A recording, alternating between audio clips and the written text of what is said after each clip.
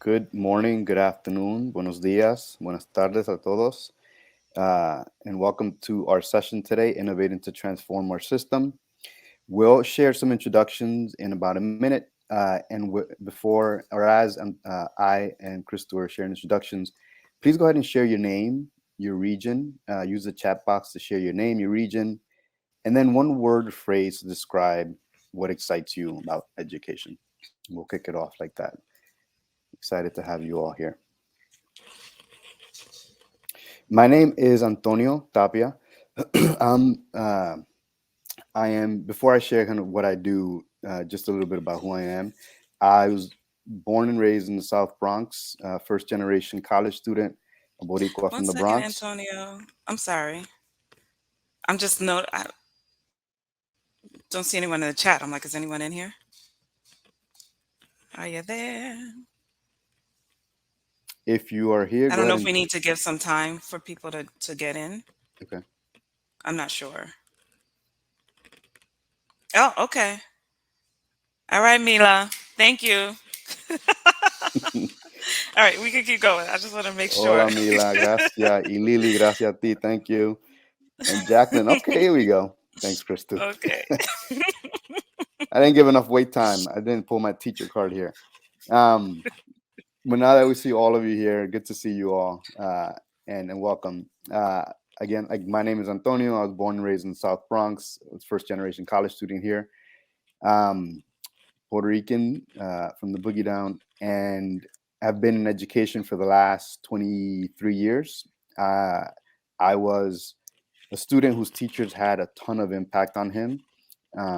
And when I graduated from college, I had offers to become either an investment banker or a teacher, and decided to become a teacher and never looked back. I spent the last 23 years in schools or supporting schools as a teacher, school leader, and principal. And now I'm at New Schools. I've been in New Schools for the last 3 years. I'm a senior associate partner on the Innovative Schools team, where we find, fund, and support school leaders that are reimagining education around the country. So I coach folks, um, and that's part of what the big part of my role is. So welcome. And I'll pass it on to Krista now. Yeah, and before I go, want to just say and thank you for saying hey in the chat. Also, feel free. Thank you, Angela, for sharing where you're from. Share what you're repping, how you're feeling. Antonio had asked from before if there are some things that come into mind when you think about education, when you think about innovation. Let's just kind of get this moving, and I'll be quick on my intro so we can keep going. But I'm Crystal, and like Antonio, I am also from the Bronx, New York. My family is from the Caribbean in Antigua, and education has been something that was ingrained in me growing up as something that was a key um, to success, to thinking about how I was going to help myself and my family to move into parts of life that we haven't traditionally been in before. And so I knew, so I ended up, I was a teacher, a middle school teacher in the Bronx, and since then have not looked back. Education has been so critical for me personally, and it's something that drives me because I do see it as a really big factor in us being able to make sure that we're thriving, our communities are thriving. Um, but I also think that the way our system is right now isn't necessarily serving us. And so it needs to be us in these spaces, making decisions, making changes, and hence the reason why we're here today, talking about innovating in this sector to make sure that it is serving us and our communities and our people in the way that it should be. So I'm just happy to be here, and to be with all of you. Thanks, Crystal. Um, and so what we'll be doing today is our focus today is really talking about innovation and how you might approach innovation to solve problems that you're encountering. This is going to be a workshop, so it's going to be an interactive session. We're hoping we're not seeing you now, but there'll be times where we ask you to come off mute and share or read a quote. We'll have a time towards the latter part of the session where we have opportunities for folks to jump into a different space and see each other. And we're asking you to, like Crystal shared a couple minutes ago, to just write in the chat, talk with each other through the chat, jump in, ask questions. So as much as possible, let's make it interactive.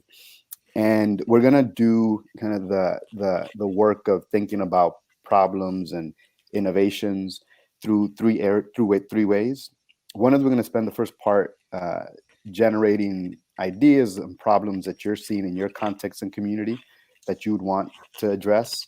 We're gonna spend some time ideating, so thinking about what are the ways that you might approach the problems, and then spend a few minutes towards the end refining, thinking about what role your context and setting and your identity might play in how you approach your steps towards addressing the problem you're addressing. We're going to use a worksheet that Crystal's gonna share on the screen, and I'm going to go ahead and drop a link here. And once you click on the link for the worksheet, it'll ask you to make a copy, and so we'll use that as a tool today for your independent work time.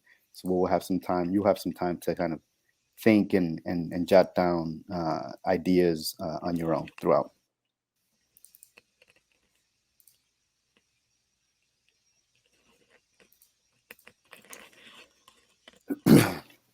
So that's the worksheet there.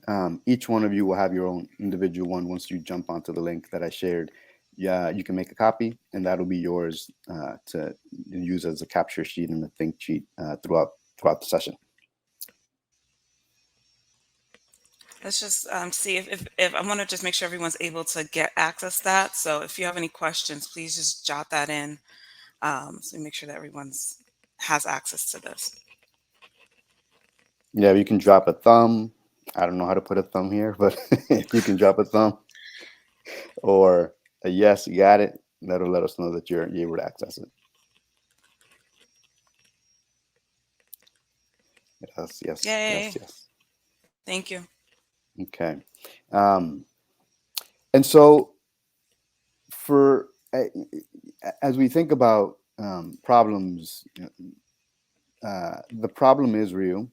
There are a lot of stats out there that we can point to think about the issues that we as educators and educators around the country are facing. Some of the ones that were lifted up during the keynote and throughout the earlier part of the meet conference today were some salient ones.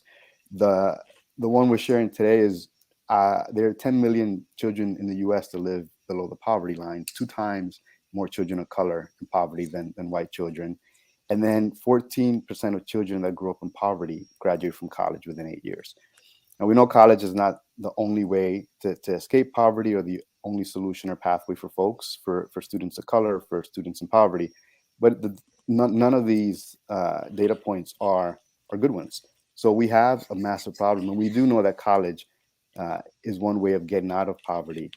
And so when we have 14% of children that grow up in poverty graduating from college within those 8 years, there's a problem. And again, this is just one way it manifests itself. There are a ton of different ones that I'm sure all of you are kind of engaging with or aware of in your context as well. And so as we think about these problems, think about the numbers and the issues that we have in education, we know, and we've heard this quote before, the definition of insanity is doing the same thing over and over and over again and expecting different results. And so what we want to do is take some time to think about different ways of doing these, of addressing the problems and in service of coming to a different result from where we're at right now. And so we'll spend some time today doing that. And Crystal mentioned we're doing it at the individual and context and individual level, but also at the systems level. We want to think about how do we do that systems level. And we'll spend some time at the very end of the session sharing some of what we do at NewSchools, but this session really is about you. And so in terms of just bringing out in your voice, I'm going to ask someone and I'll do some teacher wait time, and then I will do some teacher code call since you all put your names in the chat. I know who you are, but I'm going to ask someone to just jump off mute. Don't need to come off video, but jump off mute and just read for us the quote here to invite you into the space.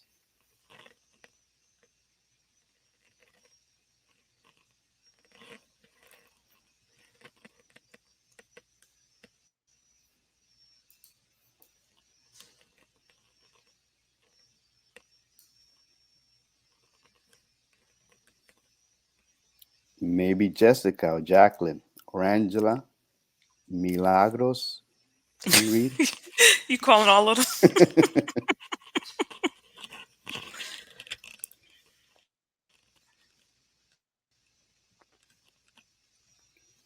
Okay, we might read it for. I don't think we have the option. Oh, okay. So we don't. Oh, you So don't have the. Oh no. okay. Well, we'll read it Okay. in for you. And maybe we can find a way to bring you in a different way later. But the call has never Yeah. been more urgent to innovate, to bring new approaches and new organizations that will give every child a great chance in life. Each and every child has a fundamental right to a real education, one that leaves her ready to create a fulfilling life, make positive change, and help build an equitable future for everyone. Yet too many children, especially in Black, Latino, and low-income neighborhoods, don't have access to the learning opportunities they need.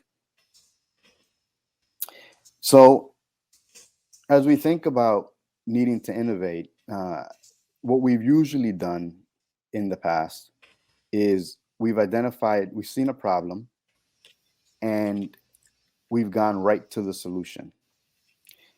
And what we want to do, and that's kind of how a lot of us address problems. We find a problem, we go to immediately to the solution. So we want to think about doing it a different way. Think about the problems that you are facing, that you see in society, in education, in your school, and think about the aspiration that you might have. Right? What are the different ways that this might look, the problem might look in the future as it's resolved? And then backwards from there, what are the different ways that you can innovate to get to that? We'll spend some more time on this equation in a few minutes. I want to share a clip. There's a lot out there in innovation. This is just one clip that speaks to the thinking around innovation, but want to share a clip to give you a chance to reflect on different kind of elements of innovation and ways to approach innovation. And then we'll come back after the clip and do some reflecting around it.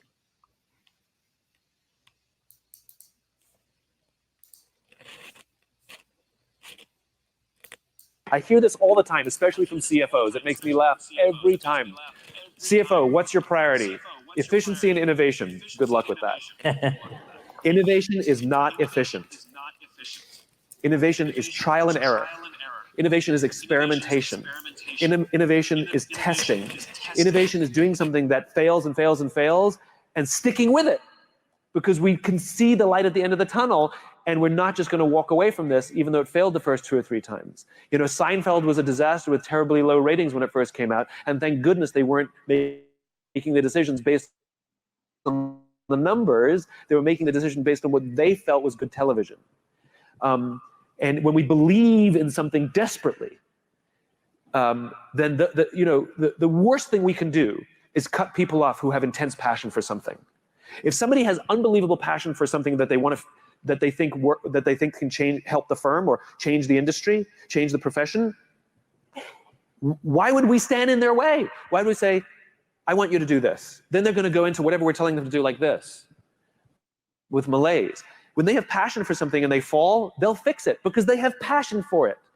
Never ever restrain someone with passion. And just accept the fact that innovation, if you want to be, and by the way, you don't have to be innovative. There's nothing wrong with not being innovative, right? There's nothing wrong with taking somebody else's innovation and implementing it in your firm in a robust way. There's nothing wrong with that. There's no one that says you have to be innovative. And we have a twisted definition of what innovation means anyway. You know, innovation doesn't mean putting a flat screen on something or coming out with an app, right? That's not innovation, right? Innovation is the application of technology or engineering or something to solve a problem. So I'll give you a perfect example of the lack of innovation. So do you remember when in conference rooms, if you had a screen, it used to have a little string, and if you wanted the screen, you pulled on the string, and if you wanted the screen to go away, you went like that, and it went. Do you remember those days? Mm-hmm. Right? It never broke ever. Now we have a button on the side of the wall, and the screen is stuck down because it's broken, and we just don't want to spend the money to fix it. Okay? We added a motor to something. For what reason? What problem were we solving? Right? Now, if it's an aesthetic thing inside a home, I'm all for it, right? But we attempted to solve a problem that didn't exist. There was a solution for a problem that didn't exist. That's not innovation. That's stupid. That's a waste of money with an increased likelihood that it's just going to break, right? Go to Bed Bath & Beyond and go to the toaster aisle. Turns out not all toasters are created equal. And go to the button, they have them all displayed on the shelf, and go to the button and lift it. They don't all go up. In fact, I've seen like a $400 toaster that didn't, and I'd like a $30 toaster that did. That's innovation. That somebody figured out an easier way for me to get my toast out of the toaster is to actually make the mechanism lift the toast manually versus sticking a knife in the toaster. That is genius. Because they found a way to solve a real problem. So look for real problems that people who are on the receiving end of your profession, or actually people in your profession, are suffering, and solve their problems for them, some of which may include technology and apps and flat screens and but some of them may not. Some of them, like you talked about leadership training. Leadership training doesn't mean we have to build or develop apps. It means we need to buy a book and have a book club, right? So that to me is innovative, which is the clever way. That's funny. The clever way of solving problems, which is not always efficient because you sometimes have to test and test and test and test. Book club is a great example. If you do book club in your firm and you have a reasonably big firm and you make it voluntary, the first people who come are going to be 4 people. So you say, well, it's a failure. Book club didn't work. No, just stick with it. 5 people. Just stick with it. And eventually, you're going to have 80 people because they all have FOMO. Yeah.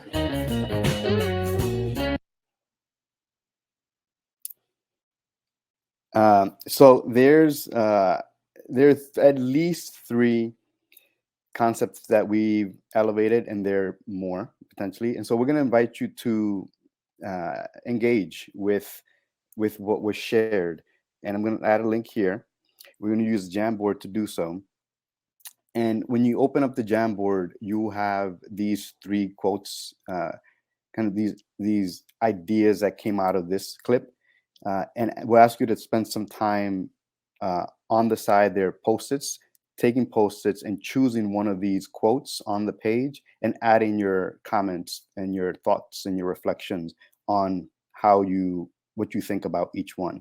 And then if you want to add more, instead of these 3, there's a page for the other as well. And so on each page, Crystel's sharing here, on each page, there's a quote, there's a Post-it towards the left side. Grab a Post-it and jot down your thoughts, and then we'll come back in a few minutes, in about 5 to 7 minutes, and share out some ideas that we see. Crystel, anything else that we want to add? You're on mute.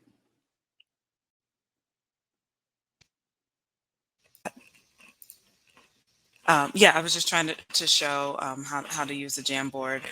Once again, think about what you heard. Those are quotes to try to help prompt. But if there are other things that are coming up for you right now, feel free to go to that other section. Excuse me. So at the top, you see where it says the 4th page, and still continue to go to the sticky, type in your thoughts, and add it in.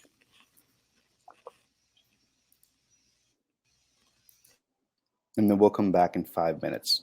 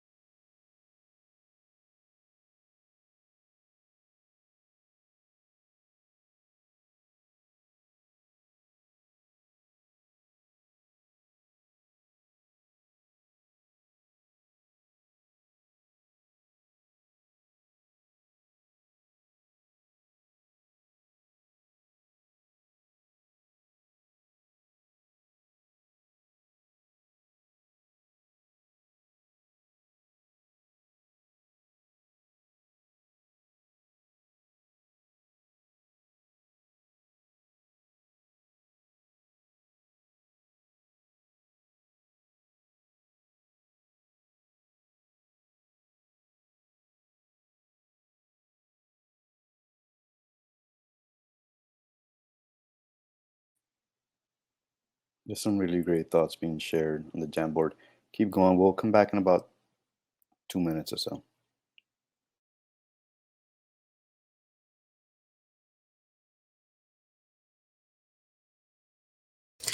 And I see this happening already, but just to also voice over, if someone wrote something that you have a thought to, feel free to write that thought next to it.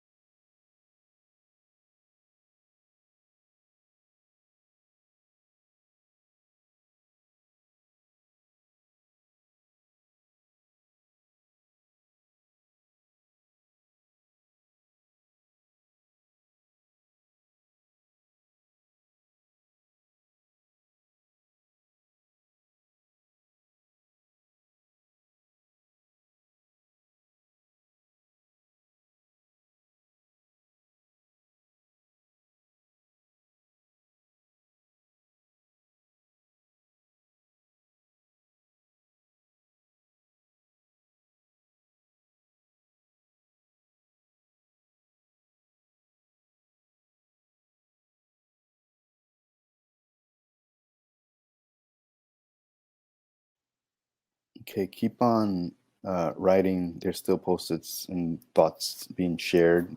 Please don't stop. There's just a lot of great thoughts being shared there. If there's anyone who would like to give voice to what they're sharing or responding to on the board, go ahead and throw your name in here, and um, we'll ask our facilitator to bring you in.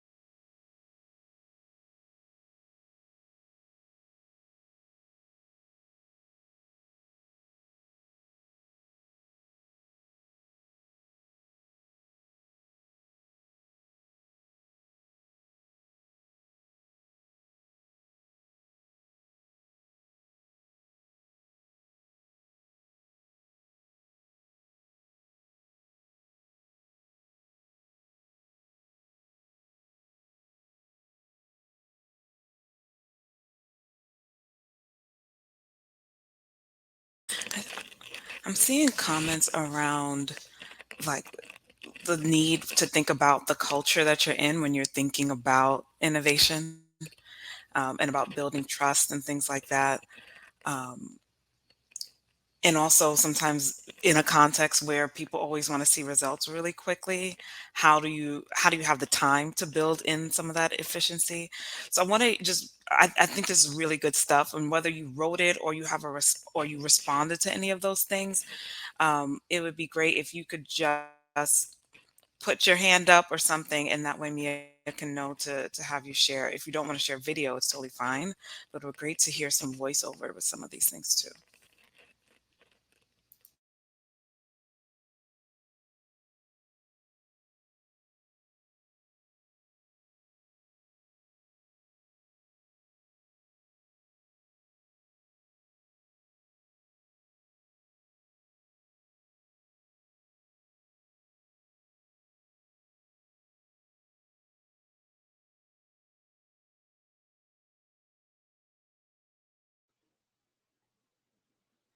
As folks think about whether uh, as they read through and we wait for voices to jump in, the learning is an efficient comment just resonates a ton with me. But then but I have a scope and sequence speaks. It's just it speaks to, like, you have to have.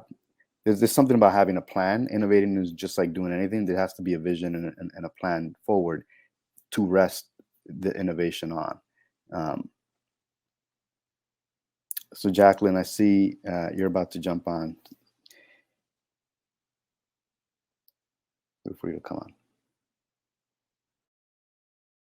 Good morning. Sorry, it had all the clicks to like allow your microphone and all of that. So I commented towards that culture and being able to innovate in a system. And my prior experience was I worked in a school district where we were asked to innovate and innovate quickly. And the result of that was to become a P21 exemplar elementary school, one of 33, which is a huge honor. And now I'm in a system where the trust is not there. So those innovative thoughts or like just suggestions and again, when you're in a place where they allow you to ask questions and you're expected to ask questions because that's part of that cycle of innovation and the launch of an idea, it gets shut down or it's received with a lot of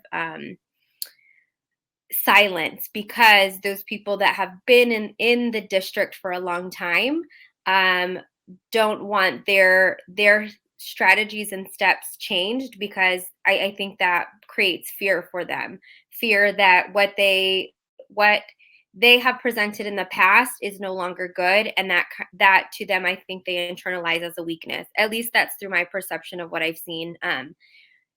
From one place where you were to innovate all of the time to now even just asking a question or providing an extra thought to the idea is almost like you're getting your hand slapped sometimes. Thank you for sharing that, Jacqueline. Crystal. No, I was going to just ask, I think you bring up a really good point, Jacqueline, around the context that we sit in and how that impacts how we go about thinking about how we're approaching this innovation. And so I'm just curious to hear from you, like, so what given the setting that you're in now, what are some ways where you are that you feel like you can, where are the places where you do feel like you have some leeway, even outside of the way of, some of the leadership is interacting with everyone? I mean, as a department head, like I can move my department and we can innovate things, but it feels like I have to do so in secret. Like with my small team, we push it out, we put together the ideas, and I'm creating that environment with my group, and then they're slowly taking that out to the buildings that they support, and then when our innovative ideas go well, then I think that kind of changes that lens of what it looks like. So yeah, I just try to do it within the realm of what's in my control and do it silently, and then just show that finished product. And there's those times where I'm asked like, what was the process to get us there? And there are times where no one really cares what the process was because they're not ready to think about that innovation and the steps that you need to. You didn't see how many times it failed in the plan for us to get to the execution. Mm-hmm. Yeah, and I think, and I see Angela's also agreeing. You're saying she's been in a very similar situation most recently. I think the big piece, and this is what we're going to be working on today, is just thinking about how this is a long game, right? And we talk about innovation not being efficient because there's a lot of other things that come into play. It's not just, oh, I got this idea, now let's do it, right? We're in real places, we're working with real people, and sometimes what we do impacts or is dictated by other people. And so we have to figure out how we're moving within those and what role we want to play, right? So there are going to be some people who are like, hey, I'm out there and I'm going to say XYZ and I'm going to do XYZ, and depending on where they are and depending on who they are, what level potentially in the organization they are, they can do that, right? There are other people who just don't navigate spaces that way or may not be in a position to do it, but you're thinking about where I sit, where can I push, where can I move? And eventually, how can some of those things end up trickling into other spaces, like I hear you're saying is happening, Jacqueline? And I think that's the big part. We don't necessarily need to say that if we're innovating, we're going to automatically go to the superintendent and say, okay, now things are going to change. Sometimes it can, but depending on what the things is and thinking about where we feel like our strengths lie, we may want to think about a different way and think about what our approach is to be able to still get to where we want to be, but what are the steps that are going to be there along the way. And so I want to actually take us to, I'm going to move. Thank you, Jacqueline. And we're going to have more time for people to come in and share. I want us to actually get into some work time. And so I'm going to pull up the slides again. And this is going to be where you're going to, we're going to have like introduce a little concept, then you're going to go into your worksheet, introduce another concept, you go back into your worksheet. It's pretty much how this is going to end up working. But I want us to just start first and foremost. I'm trying to get to talk and do this at the same time. Okay. First thing is just thinking about the problems, right? And problem, challenge, the need, whatever you want to call it. We're going to go through, and I want us to just in your worksheet, you'll see a section for you to jot those down. Don't worry about what the solution is yet. Just think through what are the things that you're seeing, and that could be on the macro level, like in education overall, this is a problem that I'm seeing. We don't have, whatever you're saying that we need, or it can be, in my school, in my district, in my classroom, whatever those things are, just take a few minutes, just jot them down, free write down what they are. We're going to go through a sequence of like fine tuning and narrowing those in. But I'm going to stop talking and give us a few minutes to do that, and then we'll come back.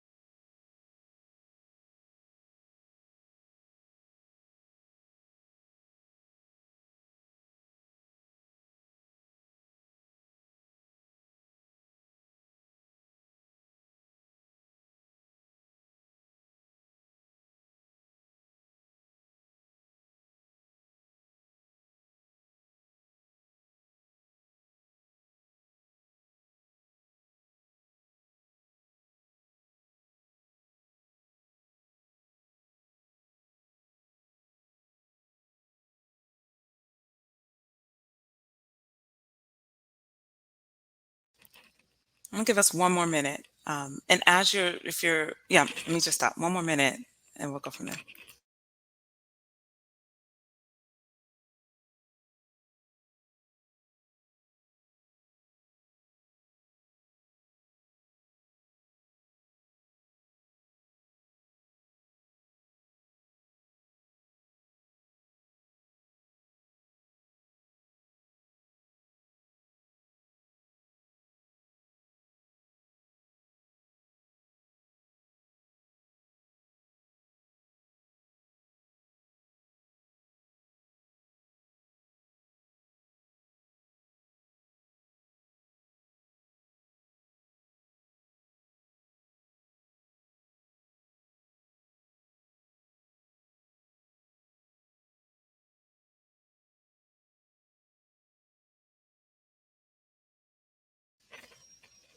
Okay. So before we move to the next space, I just want to give some time. Just add in the chat box if there's something that has come up for you that you're like, oh, this is something I want to think more about. This is the problem. Share it with us and just put it in the chat. Copy and paste it in there. You can see some of the things that we're thinking about.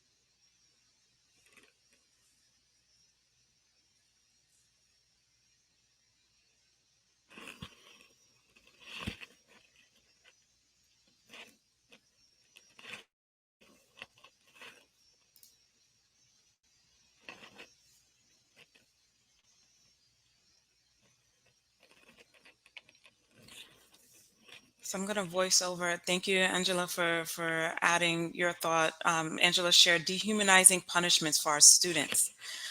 Also, or lack of understanding or wanting to understand the community that we serve. So those are two ones that are um, coming up for you. Thank you for sharing that. Um, I know we have more, and I'm sure some of you are probably still thinking, but I want to also be mindful of time because we're also going to have time to actually leave this platform and talk through some of this with each other. So as you're still thinking through your problems, what I'm going to ask for the next step and you can see this in the worksheet, is to start jotting down, what do you aspire to see? Right? So taking Angela's example of dehumanizing punishments for our students, let's say we address that problem. What would happen as a result? What would you expect to see? Either like, what would you see that school building looking or feeling like or sounding like? What would you see happening with the students? And when I'm going to say this is taking this as an opportunity to say there are lots of problems going on, right? There's so many things to address. Let's start to see which ones, you don't have to do this for all of them, which ones you actually see what it can look like at the end, because those are the ones you want to start to really think through to say, this is the ones I want to dig down to start working on some ideas towards addressing. So I'm going to pause again so you to think through, look at some of those problems and figure out which ones can you actually see what it would look like on the other side for. I'm scrolling ahead.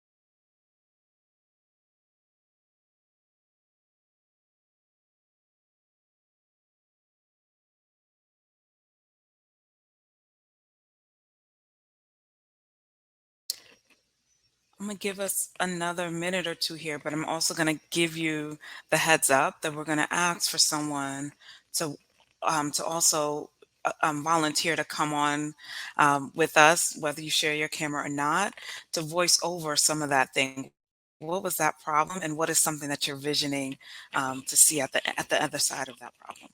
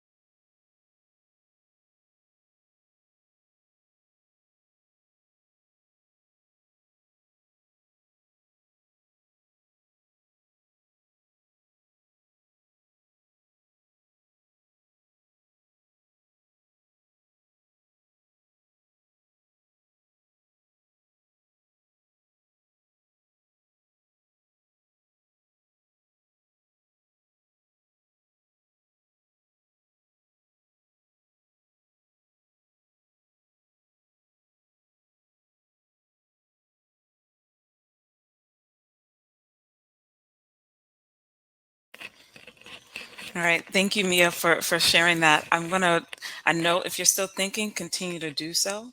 But if someone has something to share, would love to ask you to just raise your hand, let us know, and we'll invite you on to join us to share that connection of, here's a problem that I was seeing. This is what I would love for it to look like, what I can imagine this looking like um, once it's addressed.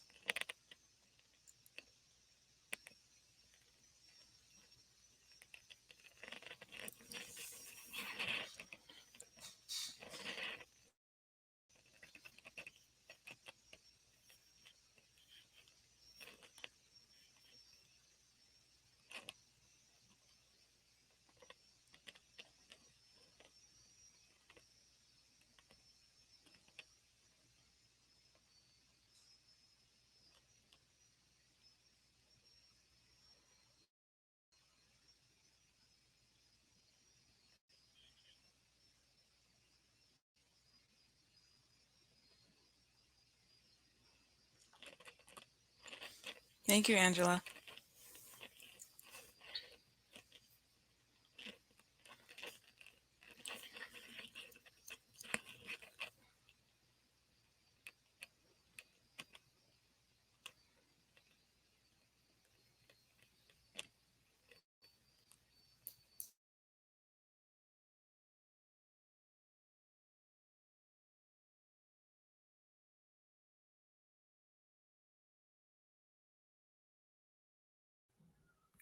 Hi. Hey, I'm definitely see you. commenting in my PJs, so listen, I got a good top on. those jammy pants. Do you just want me to tell you what I wrote? Yeah. Okay. So specifically to the punishments. Oh, there's a kid coming. Hey, baby girl. There's your cupcake. Thank you, love. Oh. All right, go with puppy. Go with puppy. All right. So, specifically, the punishments are just really broad stroked. Like, if should I turn off my speaker? Is that where that feedback's coming from? Can you hear it or no? I don't hear feedback. Okay. So during, for example, the devious licks challenges of, just wrecking bathrooms and things like that, our school's solution was to close all the bathrooms on the second and third floor. So I work on the second floor. I wanted to quit every day for 3 weeks that we didn't have bathrooms open. And then they also were mad at us for letting kids have extended passes to go to the bathroom beyond their 10 passes or whatever they get a month. And I'm like, well, they can't go on a passing period. So I will continue writing them as many passes as they ask for because we have to go to the bathroom. So that's specifically what was in my mind when I was talking about dehumanizing. Also, I have a student who's late to school every day because he waits with his sister to catch the bus because she's in grade school. And our grade schools start later than our high schools. And so he came to me really stressed out that the principal had said that she was thinking about giving him OSS. And I was like, that's not going to happen, first of all. But he thought it was a real consequence because she said that she was going to think about it. And I calmed him down, but then I went and talked to her and she was like, well, I just wanted him to know that that's a possibility. I was like, but it's not. We're not giving a kid OSS for being late to school. So that situation worked out well. So, what I aspire to see is culturally responsive, situation-specific consequences, out with the broad stroke punishments. Our district has a problem-solving process that they don't use because there's no time. And we don't have meeting times of, in a high school setting. In middle school we did, where, for example, the student who was late to school, all his teachers would gather along with his admin and his counselor, and we would go through his strengths, we'd go through weaknesses, opportunities for, growth, and then specifics to his problem. So he's late to school because he has to wait with his sister. Okay, so where's the sister go to school? Can we figure out a transportation issue for her so that his issue is no longer there? Those sorts of things. Because every time he's late, he has a lunch detention. So every day he has lunch detention. But yeah, we don't do that because we don't have shared time. Communication between staff, admin, student, and their families, all stakeholders being a part of the process versus top-down directives. So that day I was very upset, and I'm glad my plan wasn't until the end of the day because I said, hey, can I come talk to you? She said, sure. Because if I had talked to her when I heard about it, I would have been not fired because they're not going to fire me. But so I went and talked to her. She said, well, maybe we can, instead of giving him detention, we can give him tutoring time for the couple of classes he's struggling in. I was like, yeah, he's trying to come back from last year. He got into some trouble with the law last year, but he's at 11 of the 12 months that he has to wear an ankle bracelet. He's doing all these things that show that he wants growth. and it feels like school is just trying to push him back into old habits. So they actually stopped giving him detention. He now gets to come to tutoring to try to get the couple of classes he still has F's in. He went from having 7 F's and 1 D, and that D was in my class. And oh my gosh, people were upset that he didn't fail my class, to only having 2 F's. And his admin was like, but he still has F's. I was like, can we not see the growth? You know, it's interesting, Angela. What I appreciate when I'm hearing you share these examples is you're in a situation where you have some of these problems, you can see it, and you're thinking about it from the perspective of the students that you have, right? From what they're experiencing.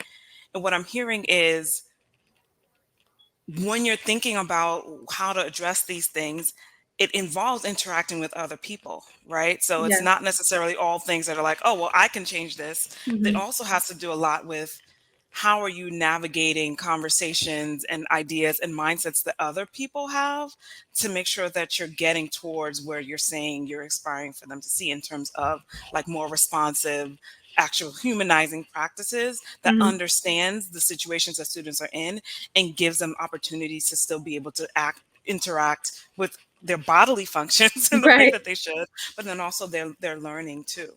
And so I want to pause there because I want to give us more time to talk through, and we're going to actually get into a Zoom and be able to talk through then what's that solution. But I want to give us one more prompt before we get there.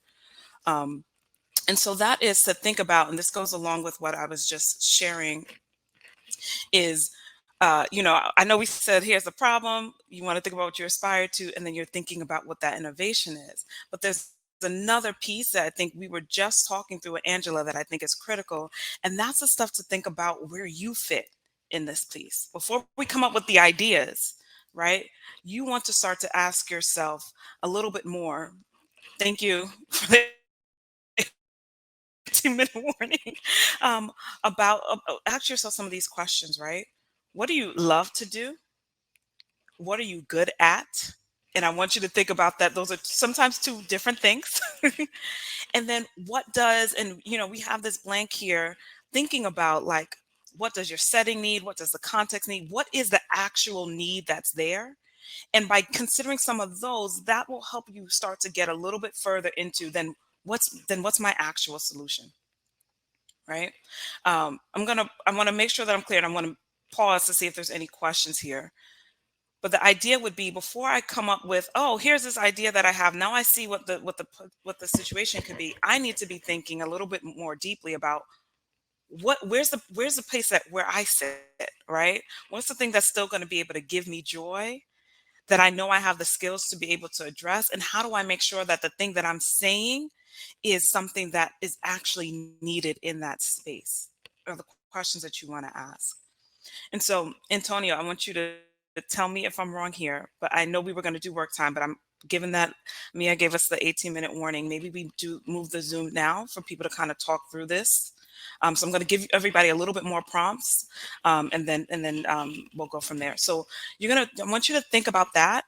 If you're doing this independently, start writing that into your worksheet. Think about some of those things. If not, then these are the prompts you're going to ask each other. And then you're going to go into then thinking about what that innovation piece is. What is the thing that you want to do that's going to be that combination of all of that is addressing the problem, addresses the things that you can do and that the problem is, and how is that going to connect to where you aspire to be.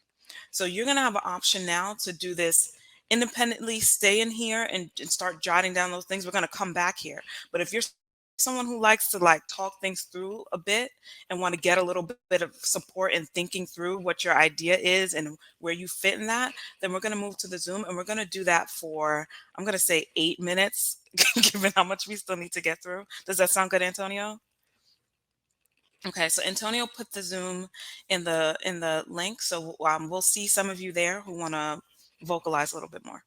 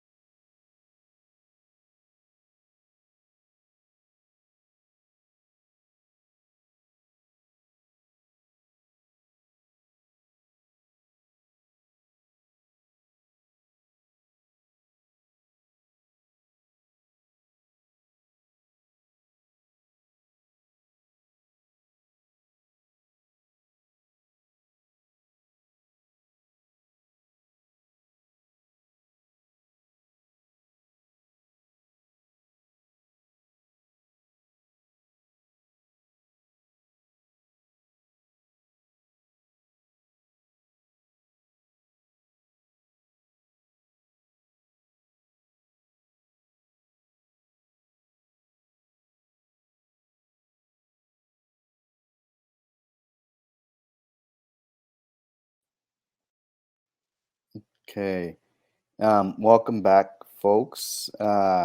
We only have a few minutes left, so we're gonna go ahead and briefly share out speak over the slides you see, and then share some more about NewSchools as promised at the beginning before we wrap up.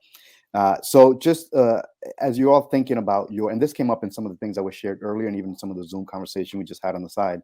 As you're thinking about the things that you want to do, the aspirations, the innovation that you're doing, context setting, identity, and mindset matter a ton. And so part of what the worksheet has is space for you, and we're not going to do that now, but you're obviously welcome to do that after the session. But exploring how context and setting play out, how your own identity and mindset plays out in addressing the problems that you're trying to address, and making the innovations that you're trying to create an approach. And both Jacqueline and Angela, some folks have already shared some of those mindsets and identity pieces, and some of the ways that they've kind of maneuvered the context to kind of create innovation before making it visible to other folks.